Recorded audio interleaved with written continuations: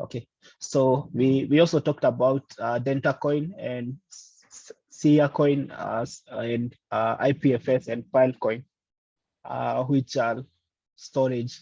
They require you to pay for services. And then we also talked about media and entertainment. So we talked about media and entertainment tokens. And we said that media and entertainment token are used in social media, the likes of metaverse, what we currently have, and also basic attention token, which incentivizes user for browsing and using the browser. Yeah. So today we're gonna look at the different tokens in the Celo ecosystem, the assets, Celo assets in Celo. Yeah. So Celo has the native coin, which is Celo, and it also has other stable coins within Celo ecosystem. So the major ones and the most common ones are Lecho. Do you can see?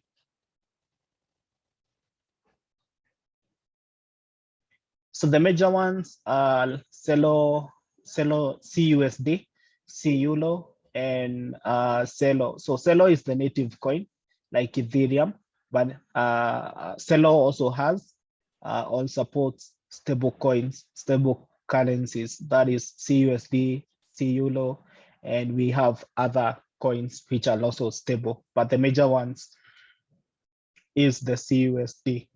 So it's really interesting. Yeah. So yeah, that's right. So Celo is also a dollar or a euro on the internet. You can send anywhere for as little as 0.01. So you can send, and then the transaction fees are 0.0008. Yeah. So we have Celo dollar and Celo euro. So you can see, you can be able to see it's the same, the CUS dollar and CULO.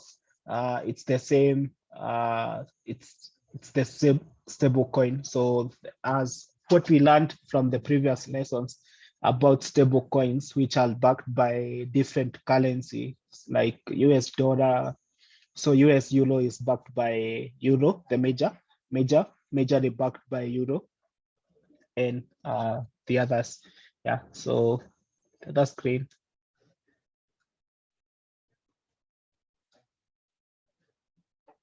Slide, the other slide, please.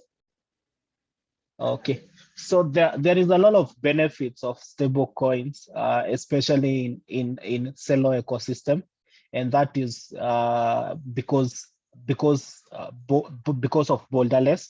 So money does not have or is not used within a certain geolocation. So a stable coin can be used anywhere in the world.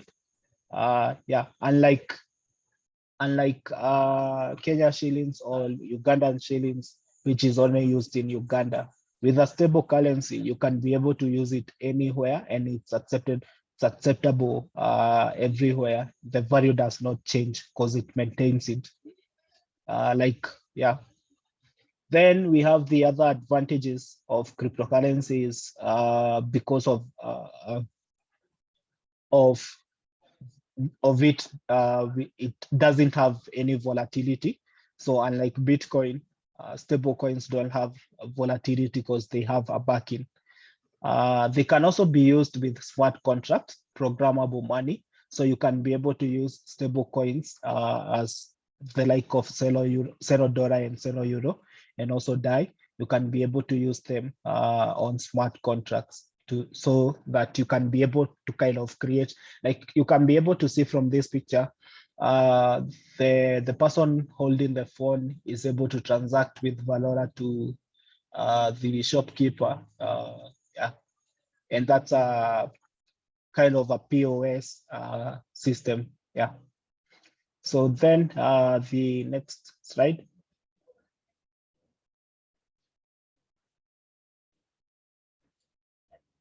Kindly, the next slide. So since we have been able to do introduction to cryptocurrency. I felt like right now we are now familiar with all this, and it's a good time to actually do an introduction to Web 2 and Web 3. And I remember we did it in the beginning of when I was doing introduction to blockchain, but I felt like right now it's a good time we revisit.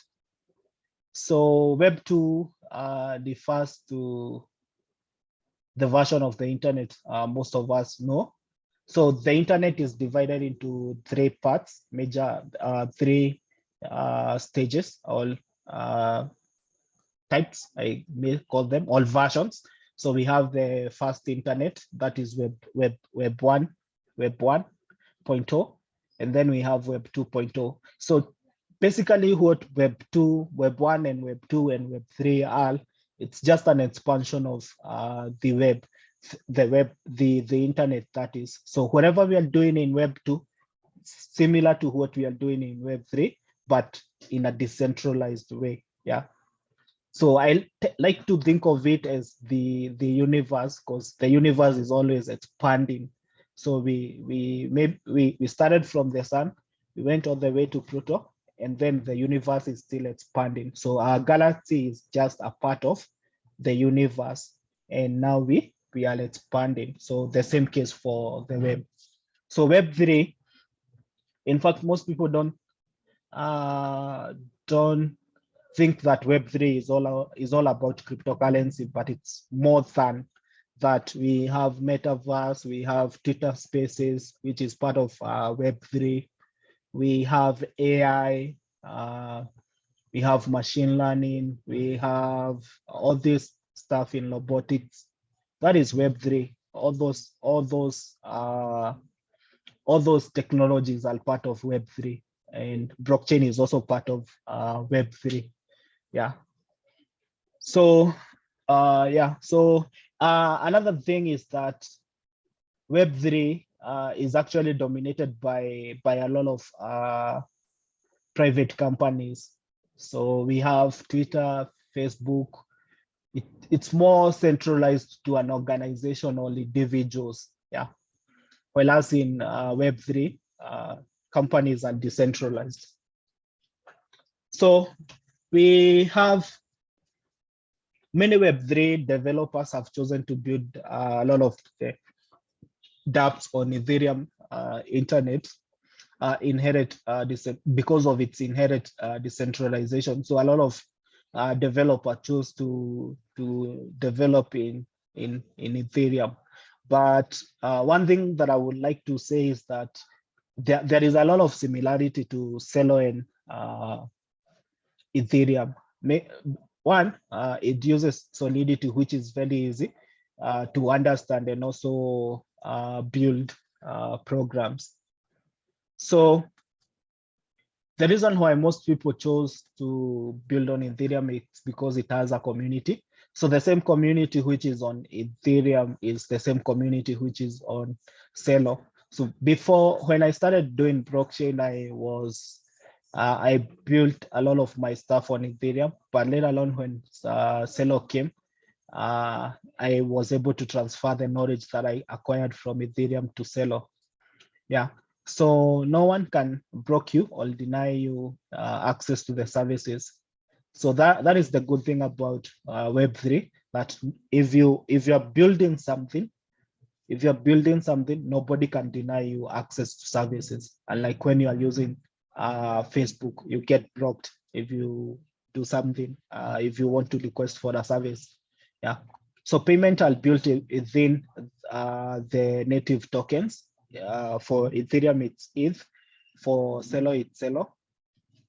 And another thing is that it's turning, meaning you can pretty much program anything on both blockchain. So on both blockchain, you can be able to program anything, any smart contract, any supply chain contract. Yeah. So yeah, the next slide. So these are just a difference between the difference between Web 2 and Web 3. And if we take into account of Twitter as an example for Twitter, and another Twitter which is decentralized, is that Twitter can censor any account or tweet. Web3 tweets would be uncensored because control is decentralized. So payment services may decide to not allow payments for certain types of work. So for certain types of work, payment services they can be, they cannot. And then in different regions of the world, they may not accept. For a very long time, Afghanistan, I think even right now, Afghanistan, if you say that you're from Afghanistan, they don't actually accept payments. Yeah.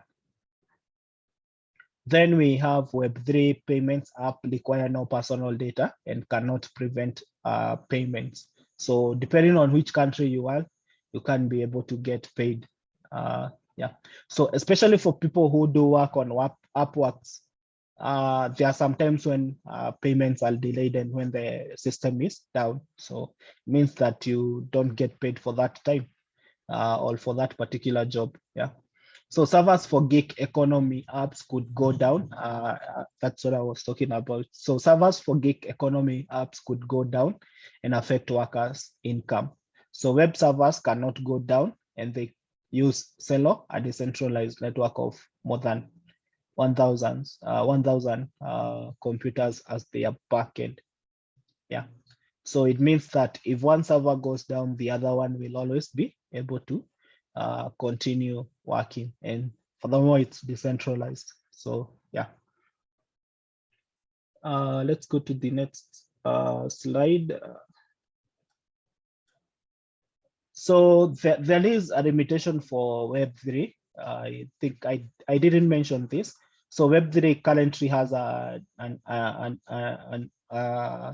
limitation in terms of scalability. So some of the transactions are slower, but for Celo transaction is around 0 point something. I'll confirm the second. It's much faster compared to other blockchains. So transactions are slower on Web3 because they are decentralized, and changes to state like payment need to be processed by a miner. So that basically happens on Ethereum. But for then we have UI UX, or user experience and user interface. So most of the Web3 interfaces is a little bit different from what we are used to. And when it comes to user experience, you really need to do a lot in helping people to adopt the system. So interacting with Web3 applications can require extra steps, software and education. So this can be a hurdle to adoption. So most of the application for common folks,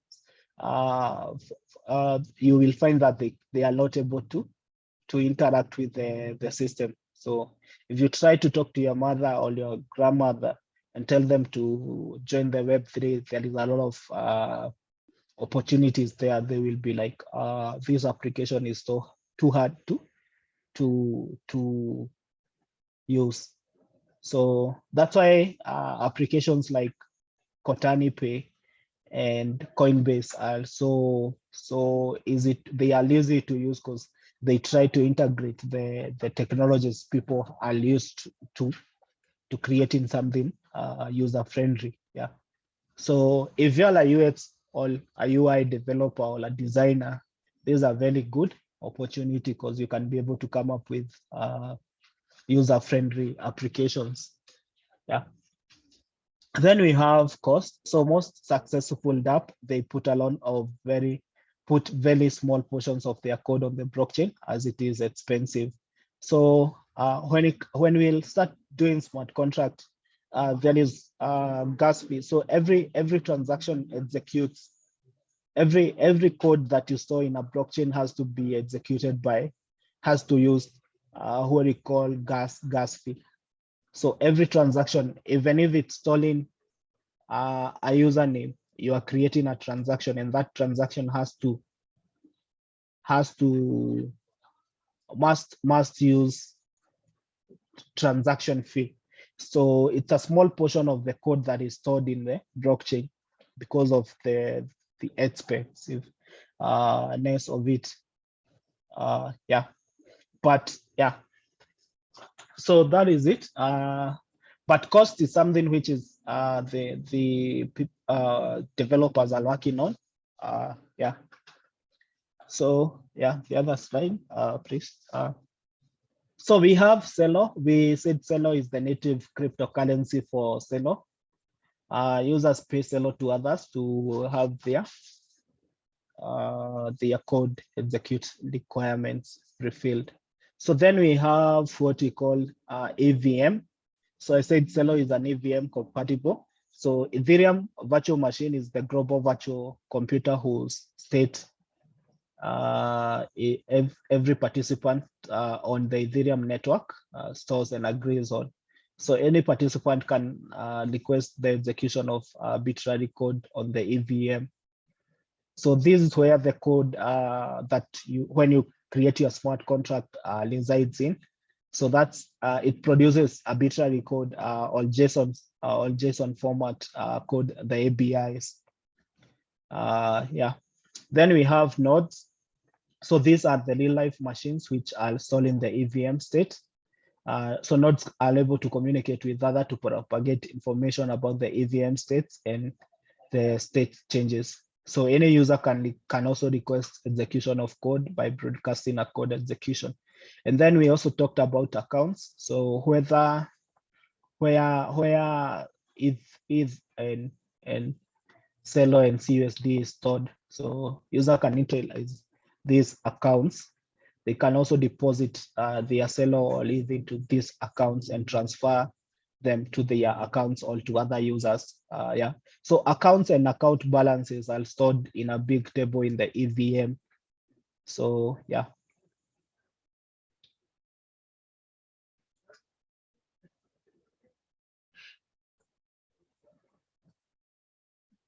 So basically, Celo and Ethereum has, as I said, they have similarities. So Celo has two accounts, externally owned accounts. So these accounts are controlled by anyone with the private keys. And then we have contracts, a smart contract deployed to the network controlled by the code. So this the smart contract code. Yeah. So let me see if I can be able to get sorry.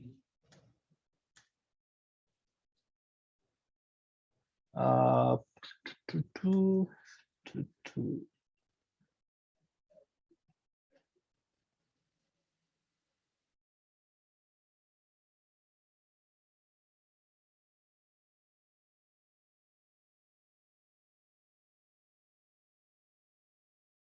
okay. So my browser is acting up. Yeah. So the account for those who have used MetaMask, we have an account that has the public key that you normally send. It's more like a phone number, and then the private key is a password to your phone number. Yeah. So you share your phone number so that people can send money to you. And then when they send it to your account, you're able to check your account balance using your private key. The contract account is the one that stores the smart contract information that you have deployed. So later, next week, we'll be able to do all this. Yeah. Then we have externally owned accounts or EAOs. So externally owned accounts are the first one. They are the first one. So these are the characteristics of it. And an externally controlled account has a needs or a zero balance, can send transaction, is controlled by private key, and has no associated keys code. Yeah. Yeah. So Varona is a wallet that controls that controls the externally owned accounts. So it helps you to access these accounts. So it's called Valora wallet. So every DApp that will come about across with will be having this accounts, so externally owned accounts. So the other, next slide, the characteristic of the other. Okay, sorry, that means that is an end for this. But the other one, the contract accounts, is where your account resides in. It's where your account, it's where you are, when you create a smart contract and you deploy it into a network, a network, that's where you store that code. That's where now that the address that you use to interact with your smart contract. So yeah, so every ERC20 token has an address. Every contract, actually, every smart contract has a contract. So the contract account is normally called or known as contract address.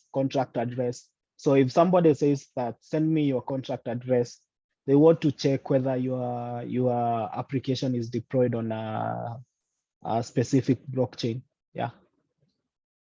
So yeah. So let me. So I hope you guys were able to install some of the tools that I shared with you. Yeah. So if you have any question, you can ask. If you have any question, you can ask. Yeah.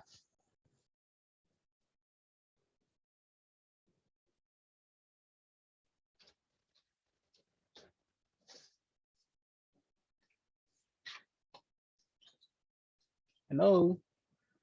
If you have any question, you can ask.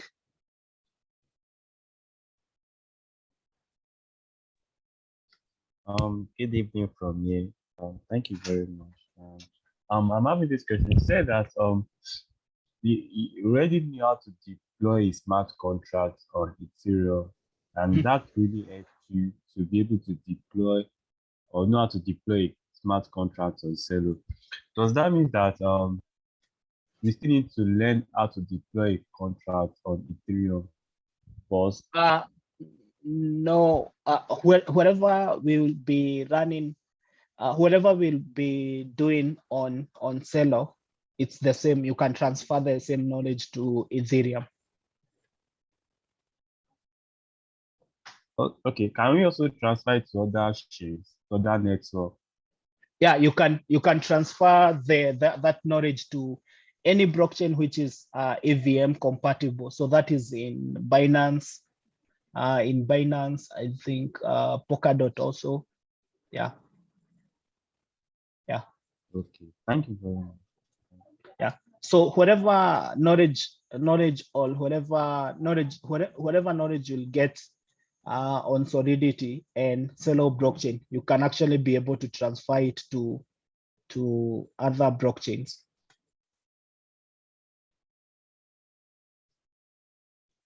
Okay, sir. Thanks. Okay. So for South Africa, I'm not sure what you for South Africa, I don't know what I don't know. I'm gonna confirm that. So that I give you good information. So for here in Kenya, we use Kotani Pay for withdrawals, but for people in South Africa, I don't know what you guys have there as a way to withdraw your coins. So I'm gonna ask the group Celo Africa. So yeah, I'm gonna ask the guys from Celo Africa so that I can give you good feedback. So there is something else that I want to share with you. It's called the Celo Hello. Let me get the link.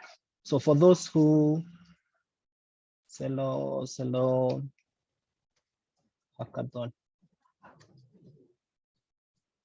I'm also gonna get that link from the group, that group. Yeah. So for those who are interested in joining the Celo blockchain bootcamp or Celo camp, and they have an idea, you guys can be able to do that. So I'm gonna get the current link so that I can be able to share with you. So yeah, don't know whether registrations have been closed. Yeah.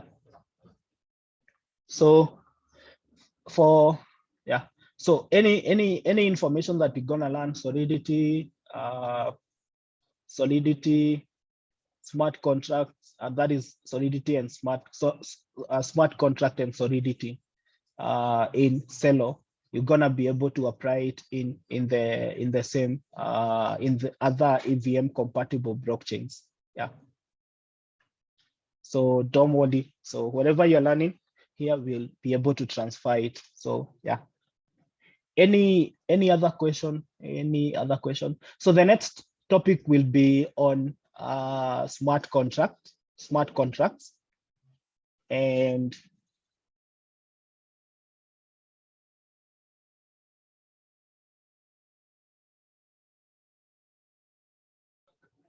so it will be on smart contracts,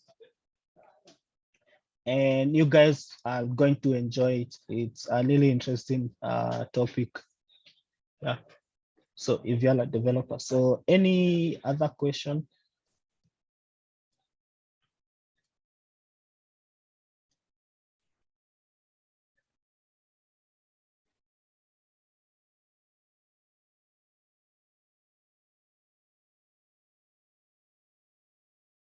Okay, awesome.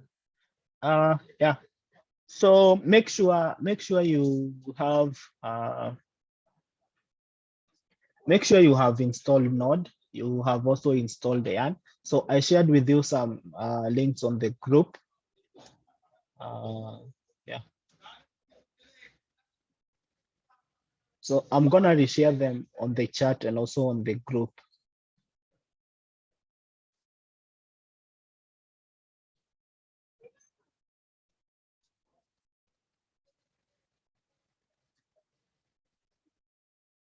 There. So yeah, that's it on cryptocurrencies. That's it on cryptocurrencies. Yeah.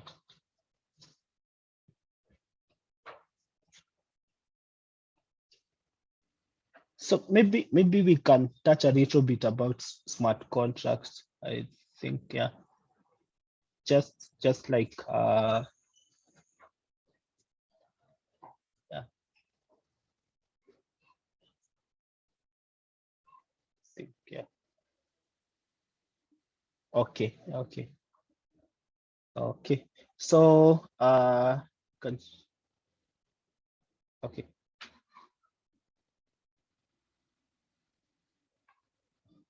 The next slide. So on smart contract, what we'll do,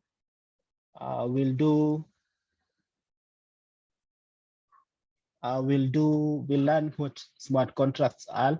We'll also have a historical background of smart contracts and also benefits of smart contracts and how do you compose them together with limitation. So this it's more like a repetition of the same.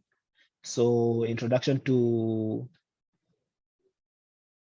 Web3 and developer tools. So you're gonna learn about the different developer tools that you're gonna use. Yeah. So the ones that I've shared right now are just a basic beginner. Then we're gonna dive deeper into now the developers tool, more developers tool. So make sure you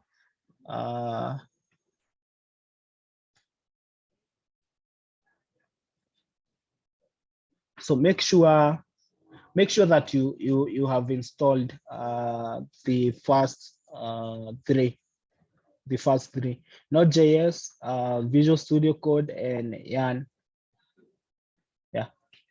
So yeah, so a smart contract is basically a computer program or a transaction protocol, which is intended to automatically execute, control, or document legally relevant events and actions according to the terms of a contract or an agreement. So in simple, a smart contract is simply a program that lands on the Ethereum blockchain or any EVM compatible blockchain. It's a collection of code, what we normally call functions, and data, which is states that resides at a specific address. So this is the contract address that I was talking about, specific address on the EVM compatible blockchains. So smart contracts are a type of kind of Ethereum accounts, the ones that I've talked about, contract address. So this means they have a balance and they can send transaction over the network. However, they are not controlled by a user. So you have to differentiate between externally owned accounts and contract accounts or contract addresses. So contract addresses don't have a private key because they are not controlled by anybody. So users' account can interact with a smart contract by submitting the transaction that execute a function. So these functions are well defined. So if you want to do a transfer of an ERC20 token, you just send some, you just click on that particular function. So if you want to do swapping for exact tokens for tokens, so if you're on Uniswap, you'll have to do swap for exact tokens for tokens. Yeah. So yeah, users can be able to interact with these functions. So we can go back to when smart contract was actually first proposed, and Nick Szabo was the first person who co-founded Ethereum with Vitalik Buterin. Guess I tend to think that Vitalik is a child of Nick Szabo. Yeah. So because Vitalik was born in 1994, and that's when Nick Szabo was proposing smart contracts. So I don't know, but they are not related. So Nick Szabo is a computer scientist who invented a virtual currency called BitGold, and most people think that he's the author of Bitcoin, or he is the Satoshi, which is the Elon's way of saying buy Shiba Inu. So finally, after 10 years, fully after 10 years before the invention of Bitcoin. So in fact, people often say that he's Satoshi Nakamoto, the anonymous inventor, but he denies. So Szabo defined smart contracts as computerized transaction protocol that execute terms of a contract. So he wanted to extend the functionality of an electronic transaction method, such as a point of sale, to the digital EM. So when you go to a point of sale, especially to vending machines, so the vending machines knows that a truffle costs 10 bob, a ganache costs 10 bob, a waffle costs maybe 30 bob. And when you input 30 bob and you select a specific number, you're given a waffle. So the vending machine is able to know, and that there is no need for a shopkeeper to maintain that vending machine. So by the end of the day, the owner of that vending machine comes and withdraws all the transactions that have been made to that vending machine.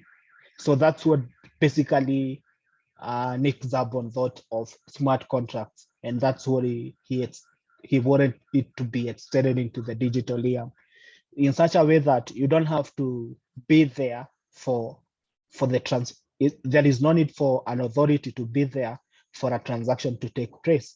So yeah, So in his paper, Zabon also proposed the execution of contract for synthetic assets such as derivatives and bonds. So yeah, see, he also talked about securities, how they are formed by combining securities such as bonds and derivatives in a wide variety of ways. So very complex term structure of payment can now be built into standardized contracts and traded with low transaction cost due to computerized analysis of these complex terms. So it's something which is awesome. Being the co-founder and seeing somebody who is like your son creating the second most largest blockchain platform. So it's really amazing. So yeah, so that's a touch of smart contract. So I'm gonna share this note also, and also the others. So yeah, is there any question up to there?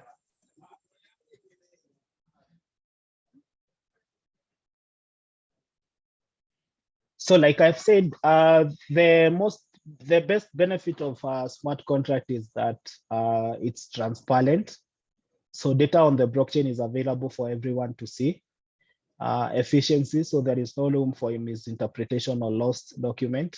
Code is the raw, which is popular expression that describe this behavior. Then there is also cost reduction because there is no middleman.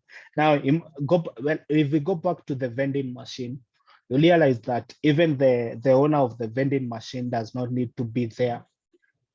Yeah. So the owner of the vending machine does not even have to be there.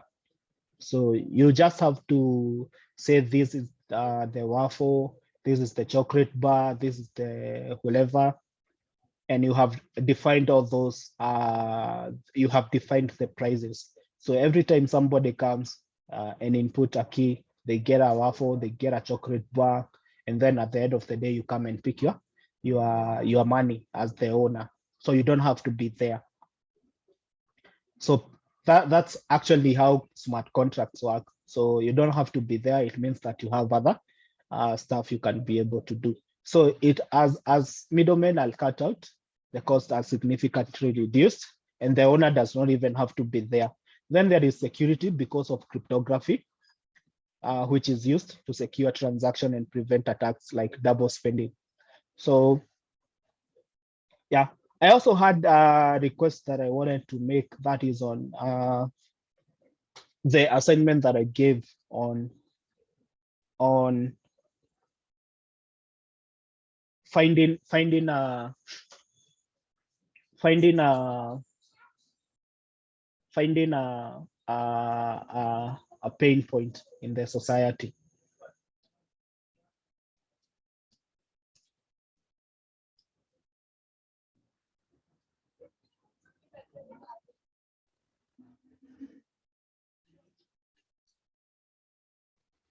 Yeah, yeah. So if you have been able to do it, you can send in form of PDF or Word doc. Yeah. So let's go back to the last slide, the previous slide. Yeah. Then we have composability. So smart contracts are public on Ethereum and can be thought of as open APIs. So this means that you can call other smart contracts in your own smart contract, just like the way we normally do with other APIs. So if you want to integrate Twilio APIs, you just install the Twilio APIs and you're able to use it. So you can combine all those smart contracts the same way. Yeah. So yeah. So is there any question up to that point?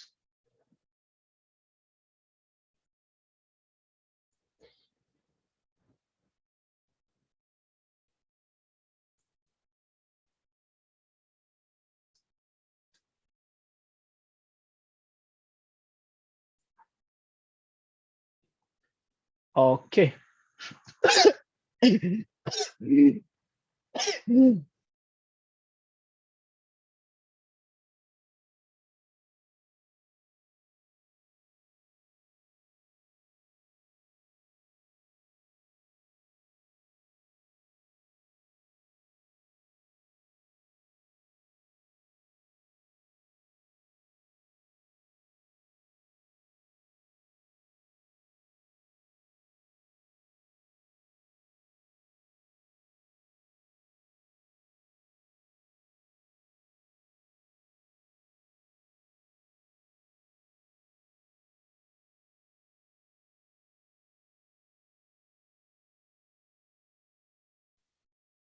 Sorry guys,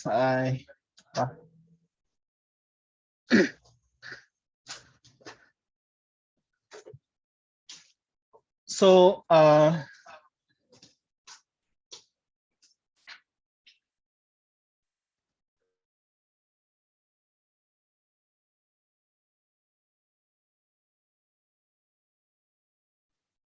so smart contracts alone cannot get information about real world information on events. They don't have HTTP requests. They don't have those. So this by design, relying on external information could actually jeopardize and that's the reason why they don't have the HTTP requests like normal APIs because of the consensus mechanism, which is important for security and decentralization. So that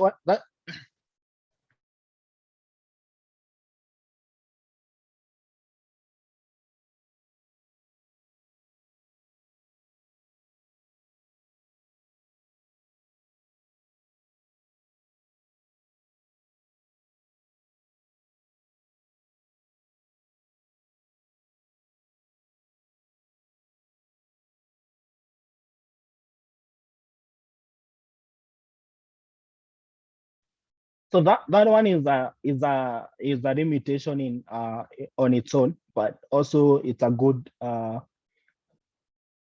thing because of consensus mechanism. Yeah. So in terms of security, smart contract security technically works via the same concept as the security of any software. So you need to do the coding, you need to do the testing, ensuring, and then you also need to do specialized security insurances, specialized security analysis, that is, and also to ensure your code. And yeah, so when when a contract or when a smart contract fails, yeah, so there are companies that do smart contract security analysis and auditing of the smart contract. So I normally say that when you're building smart contracts, remember you're dealing with people's money. So you have to be very careful when you're creating these smart contracts. You have to follow the coding, the testing, ensuring, and everything. Yeah. Then we have writing secure code. You need to really kind of write secure code. So we have a lot of people who are yet to become good developers or who are not good developers and they leave vulnerabilities to smart contracts.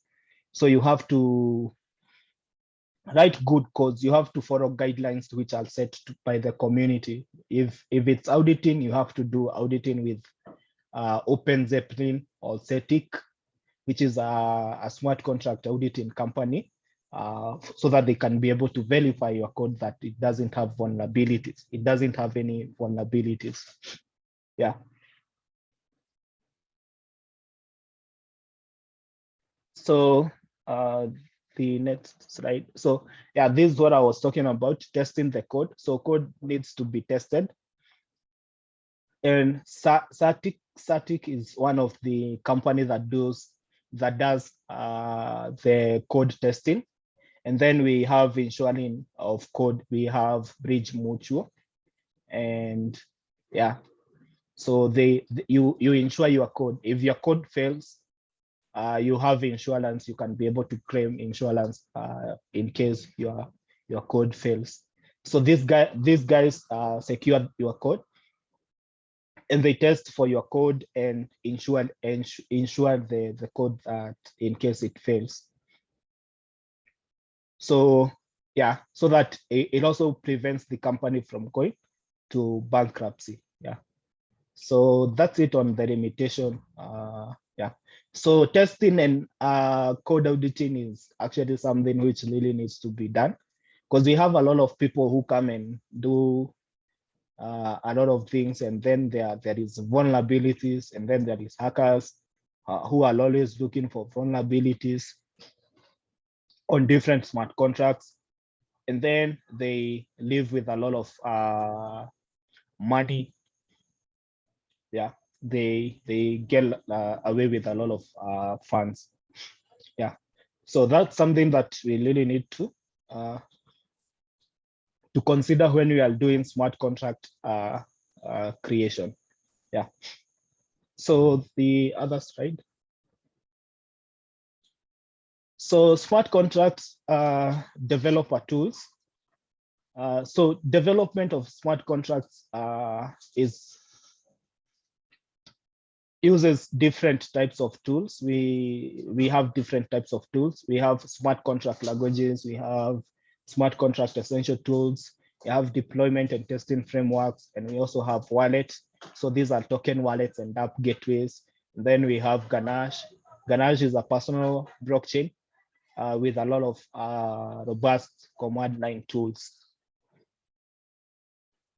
Then, so Celo and Ethereum has similarities in terms of development tools. So that's why I was saying that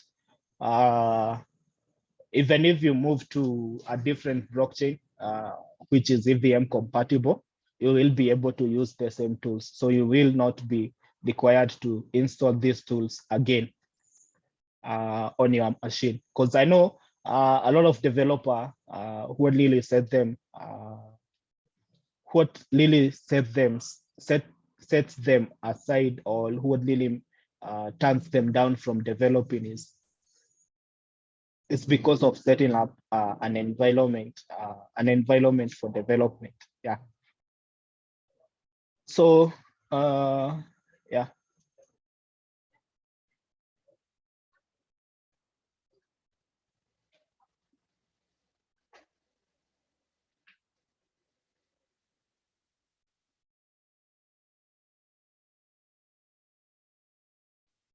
So for smart contract languages, we have Solidity, we have Viper, and Last. So Solidity is a statically typed contract-oriented high-level programming language for Lightning Smart Contract. It was designed to target the Ethereum virtual machine, EVM. Statically typed means that all variables must have a type assigned to them. So contract-oriented programming language means that it is designed to create contracts that it interacts with them. And then we have high programming language that means it's designed to be easy to use and understand. So Solidity was, as we said, it was designed to interact with the EVM. Yeah. So both Celo and Ethereum use Solidity, and we can be able to use Solidity for our learning. So in our learning, we're gonna basically focus on Solidity because it's the most popular. Yeah. So Viper is Pythonic. It's a Pythonic programming language that targets the Ethereum virtual machine also. So for those guys who are coming from Python, you don't really need to learn Solidity. You can still write your code in Python.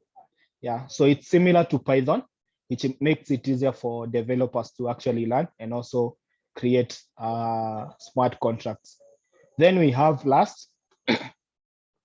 So Last is a system programming language that learns Brazilian fast and also prevents segment faults and guarantees thread safety. So this one, it's popular with Solana. Yeah, Solana uses Last. Yeah. So it is systematically similar to C++, but can guarantee memory safety by using a borrow checker to validate references. So it's an awesome language also. Yeah. So we have smart contract essentials. So I'm just calling these ones essentials because they kind of are essentials. They are necessary when you are creating a smart contract. So we have OpenZeppelin, which is a library of reusable smart contracts. So if you want to create an ERC20 token, you don't have to use let me see if I can be able to get the OpenZeppelin.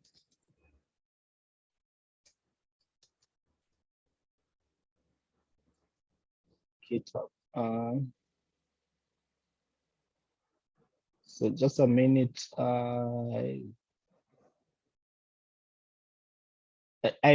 Just a minute. I stop you from sharing, Rachel.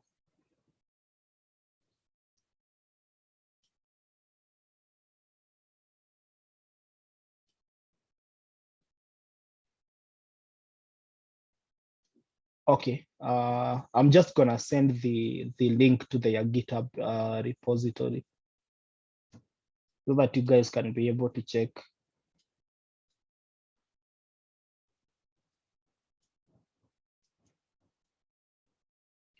So it's a list of smart contracts, the usable smart contract.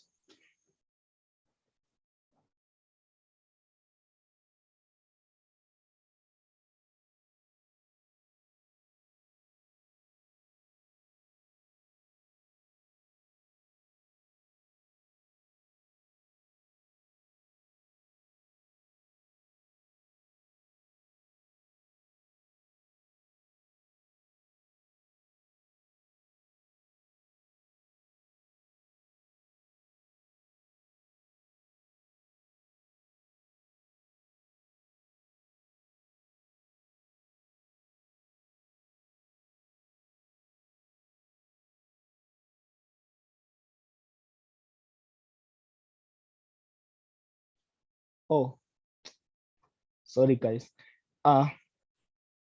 So you don't have to reinvent the entire wheel for OpenZeppelin.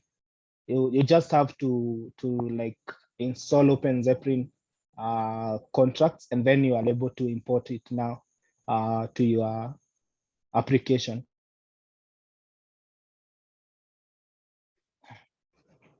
Then we have Chainlink. Chainlink, which is a decentralized Oracle network that provides real-world data to smart contracts on the blockchain. It also enables smart contract to actually access off-chain data feeds, APIs, and other sources of information. So Chainlink is a big company. They have the coin. So Chainlink was first announced in September 2017 by Sergey Naz, and yeah. So Chainlink is also notable for its use of cryptographic proof to ensure the accuracy and security of data feeds. Yeah. So this allows developers to trust the oracles that they use to access data without having to worry about the security or accuracy of the data feeds themselves. Yeah. So that is Chainlink, and let's see the other one.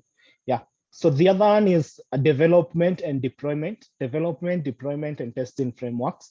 So we have limits, IDE, we have Truffle, we have Hard Hat, we have Brownie. So Limits is the online web-based IDE that allows you to create and share your own web apps and website. Yeah. So Limit is based on the open source code editor, CodeMiller. Limit is a great way to get started with development. So let me see if I can get the link for Limits.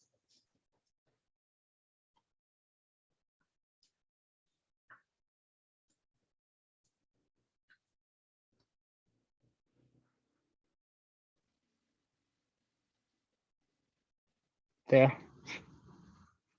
Then we have truffle. So truffle is not it's chocolate, but I know a lot of you guys are thinking about Valentine's.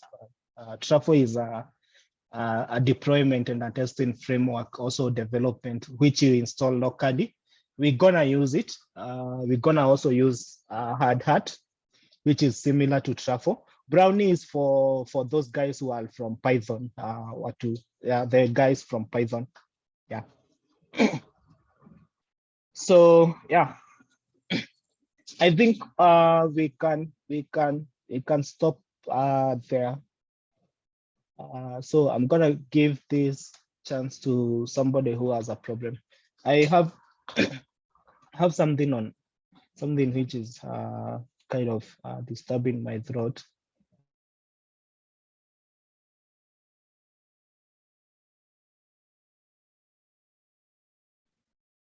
Yeah, so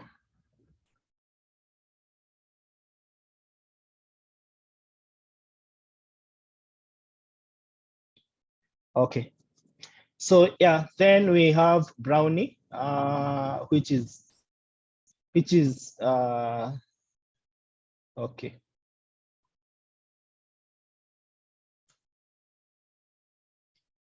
So we've talked about truffle. So truffle is used in both Celo and Ethereum, and it also makes it easier for developer to build and deploy decentralized application. And we also have Hard Hat, which is a web-based project management tool. It also works similarly to Truffle. So we're gonna see the two. We're gonna do two projects which are based on Truffle and Hard Hat. Yeah. I was trying to come up with one for Brownie, but I'm just trying to kind of remember my Python coding. Yeah. Then we have wallet.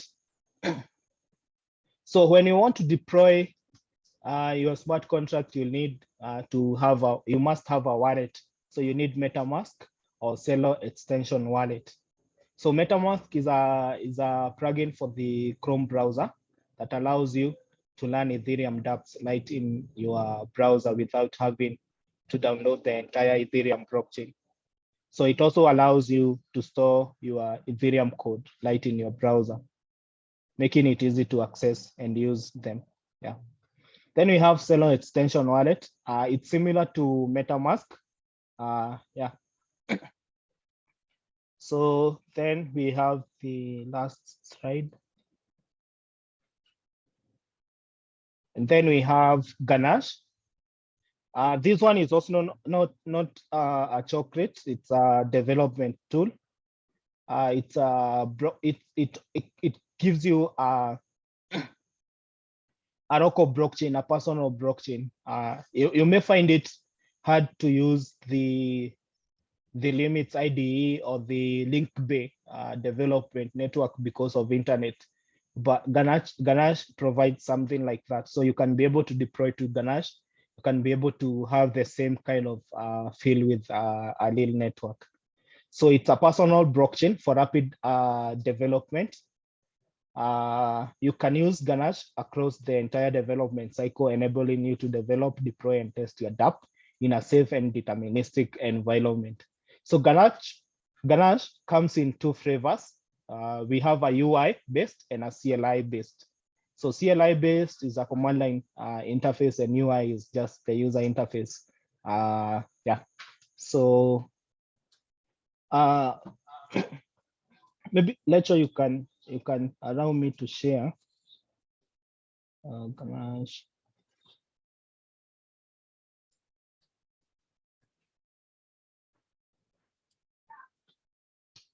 And I show you how Ganache looks like.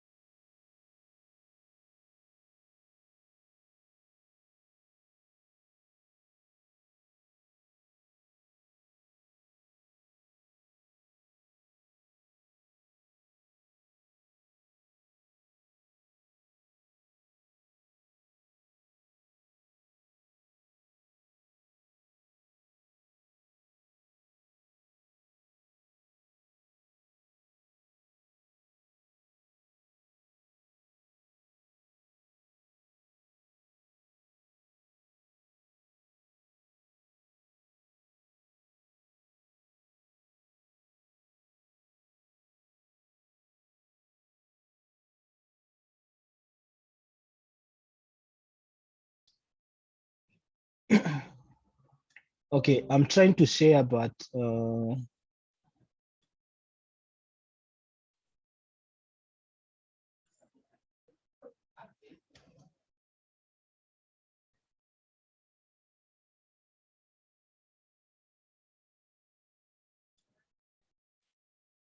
me see if I can be able to share. I'm getting an error on my side for sharing.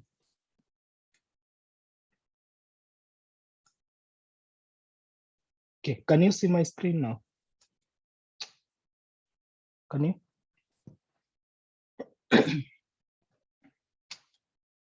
Okay.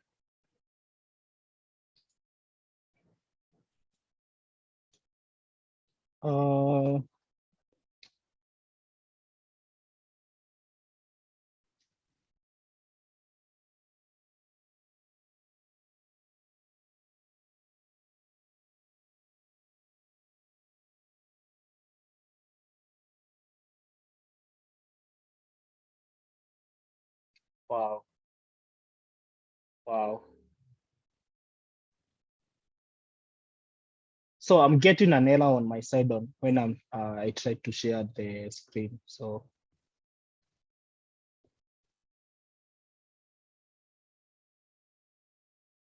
sorry guys. I'm trying to see.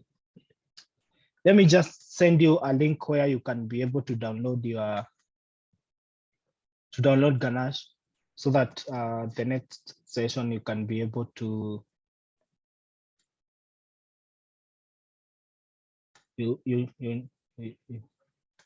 yeah.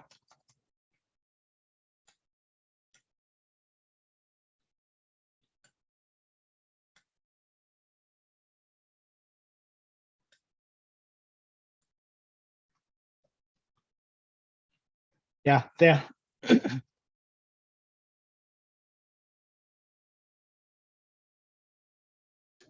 So if you want to check out Ganache, I wanted to show you how it actually looks like. It's actually have a list of, you're normally given 100, 10 wallets with 100 ETH all sell-offs. Yeah. So yeah, but once you start doing the development, you will be able to see how fun it is to develop. Yeah. So I think right now we can leave it at that point. If somebody has a question, yeah, you can ask.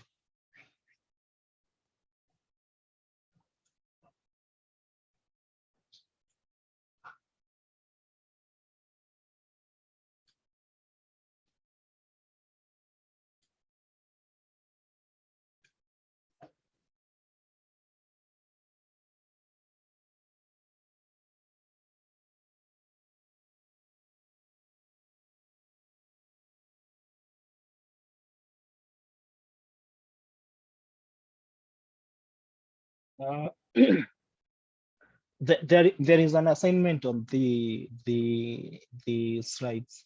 Kindly share again, and also help me to paste the assignment on the screen. Yeah.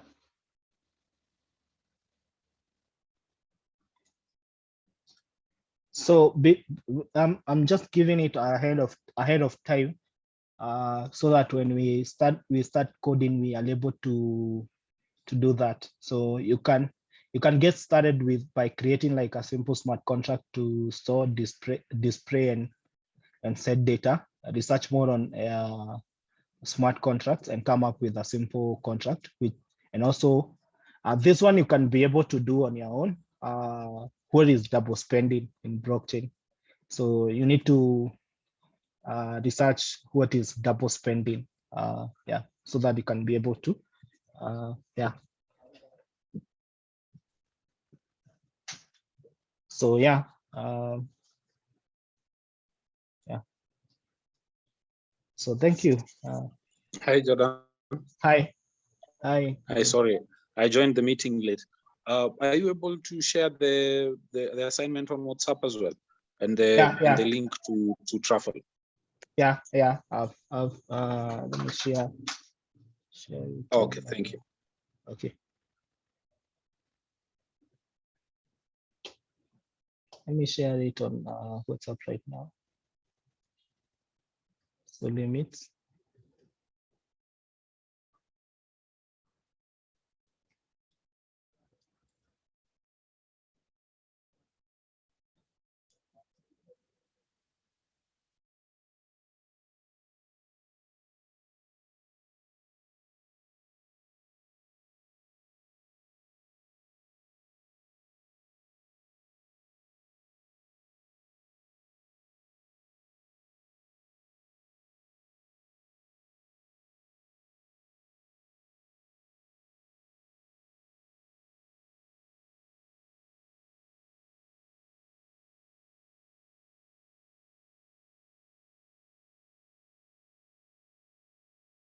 So start with number 3, because I know there are some who will have a kind of a problem when it comes to smart contract, but you can try, you can give it a try with limits. You can give it a try on limits. Let me get you the limits link.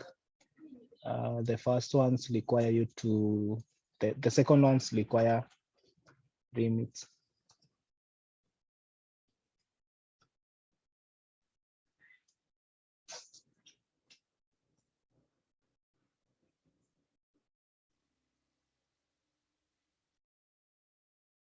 Yeah. So limits and ganache. So ganache, we're gonna use it later, but you can, yeah. So is there any other question?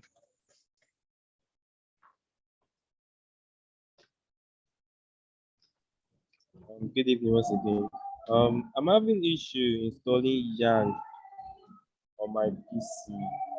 It seems like I have to install something that will run on, but I'm not getting it.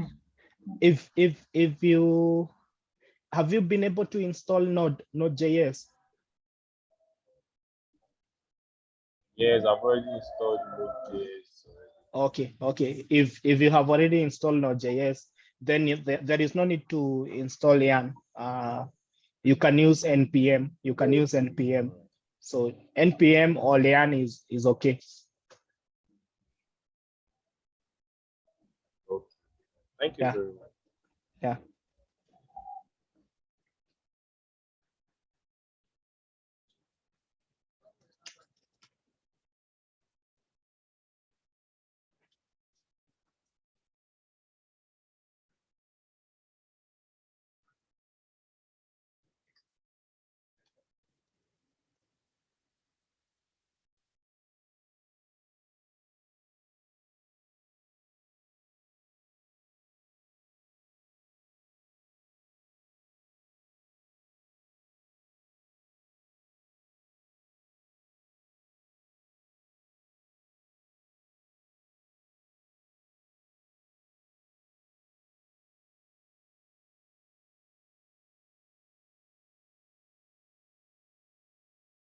Yeah, okay.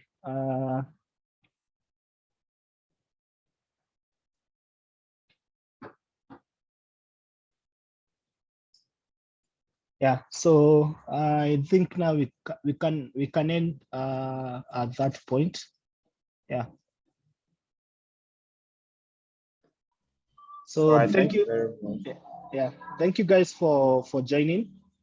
Hope to see you on hope to see you on Friday. Thank you. Bye. Bye.